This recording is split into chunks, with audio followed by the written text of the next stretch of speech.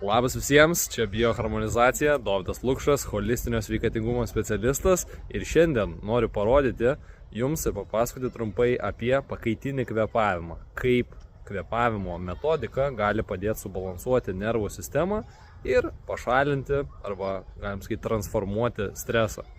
Tai jeigu esate kažkokio streso būsenoje, dirbat prie kompiuterio ilgą laiką ar kažkaip išsibalansuojate, jūsų kvėpavimas užkyla aukštai į krūtinę ir gali būti toks trūkumas arba kažkokia streso situacija ir viskas užkyla aukštai. Tai ką mums reikia daryti pastoviai, gal kol įprasite kvėpuoti giliau, reiškia per diafragmą, tai yra pakaitinį kvėpavimą. Pavyzdžiui, per kairę įkvepiam, iškvepiam per dešinę. Įkvepiam per dešinę, iškvepiam per kairę. Ir taip darydami jūs subalansuosite savo energetiką.